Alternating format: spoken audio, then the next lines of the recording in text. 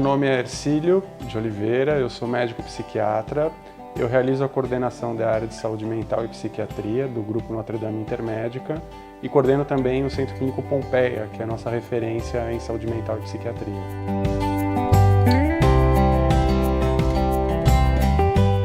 A depressão é um transtorno caracterizado por humor deprimido ou uma sensível perda do prazer nas atividades que perdura por pelo menos 15 dias, acompanhada de outros sintomas de ordem física, como por exemplo insônia, diminuição do apetite, diminuição de libido e ainda outros sintomas cognitivos, como por exemplo dificuldade de concentração, perda de memória. Nós trabalhamos com uma organização de depressão leve, moderada e grave. A prevalência é extremamente significativa, então as estimativas apontam que entre 4 a 6% das pessoas em todo o mundo sofrem atualmente do transtorno depressivo e aproximadamente 20% das pessoas vão desenvolver depressão em algum momento das suas vidas. Então é dos transtornos de maior incidência na população, de maior prevalência, o que denota uma extrema gravidade. Além disso, existe um recorte muito significativo por gênero. Então, efetivamente, as mulheres têm uma predisposição maior ao transtorno depressivo. A proporção chega a ser de 2 para 1. Então, as mulheres realmente são um grupo de risco por transtorno depressivo.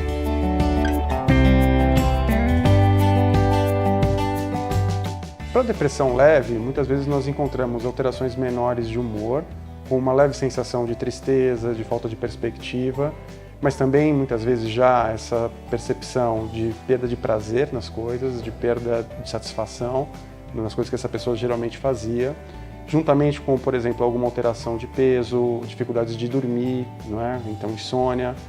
E à medida que o grau da depressão passa a ficar mais acentuado, esse indivíduo começa a ter uma tristeza mais profunda, essa sensação de perda de prazer, ela vai ficando mais disseminada.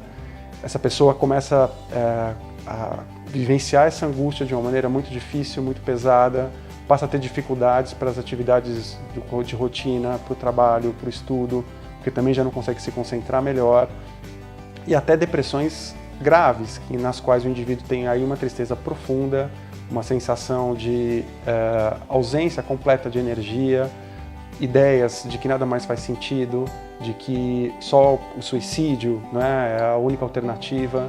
E nesses estados mais avançados, alguns pacientes mais predispostos podem já iniciar alguns sintomas mais graves, como por exemplo alucinações auditivas, ouvir vozes, ou mesmo assim, na verdade, acreditar em coisas que são fora da realidade, como delírios.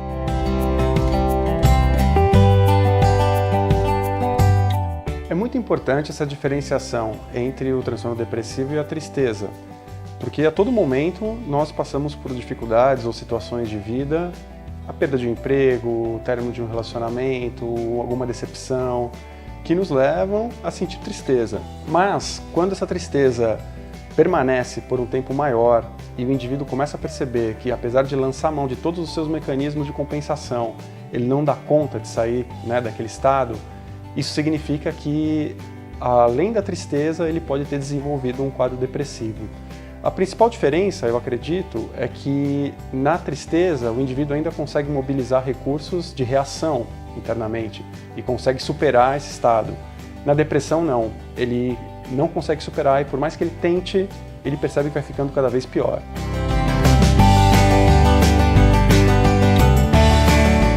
Afeta diretamente pela própria tristeza, pela perda de prazer nas atividades, mas a depressão começa a afetar também o universo das relações. Então, a pessoa deprimida assim, busca um isolamento progressivo, não quer compartilhar com os amigos como fazia antes, com a família como fazia antes, então vai se tornando, claro, um indivíduo mais isolado, vivendo em sofrimento e vivendo com dificuldades, bem como nas situações de trabalho. Uma pessoa com transtorno depressivo pode não conseguir, no seu trabalho, entregar as suas metas, alcançar os seus objetivos.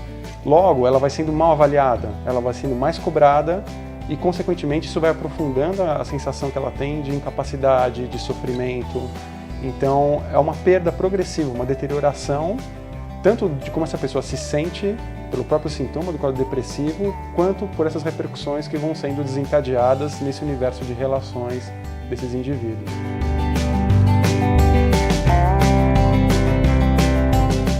Eu acredito muito na prevenção da depressão através de movimentos de busca por melhor qualidade de vida. Por exemplo, o manejo do estresse. Nós vivemos num mundo, enfim, que temos que fazer mil coisas, temos que estudar sempre, temos que trabalhar, temos que entregar metas, temos que manejar o nosso tempo, que parece cada vez assim mais apertado. Mas é importante que nós sempre possamos parar e olhar. Não é? Será que eu manejo bem o meu tempo? Será que eu tenho um tempo também para as coisas que são importantes, para a minha qualidade de vida? Será que eu não estou pegando mais coisas do que eu dou conta de fazer? Outras coisas são um retorno ao básico. Então, hoje, nós dormimos cada vez pior. É super importante estar atentos a isso. Né? Se nosso sono ele tem uma qualidade, se eu me alimento bem, isso também é uma coisa fundamental, juntando com esse aspecto do sono que eu falei. Então, se eu como coisas leves, se eu consigo ter uma noite de sono integral, no mínimo 8 horas por noite. Se junto com isso, uma coisa que eu acredito muito também, na prática de atividades físicas. Eu consigo praticar atividades físicas pelo menos 3 vezes por semana, com uma duração de 30, 40 minutos. Se eu não estou fazendo isso, minha saúde vai ficando comprometida. Já é provado cientificamente que pessoas que não cuidam da atividade física, que entram numa tendência de sobrepeso, são mais predispostas a quadros depressivos e uma série de outros transtornos. Um outro aspecto, o exercício mental. Então nós temos que continuar ativos, lendo, estudando, tendo contato com a cultura, vendo filmes. Isso é fundamental para que o nosso cérebro funcione melhor. Nós precisamos ser alimentados dessa maneira.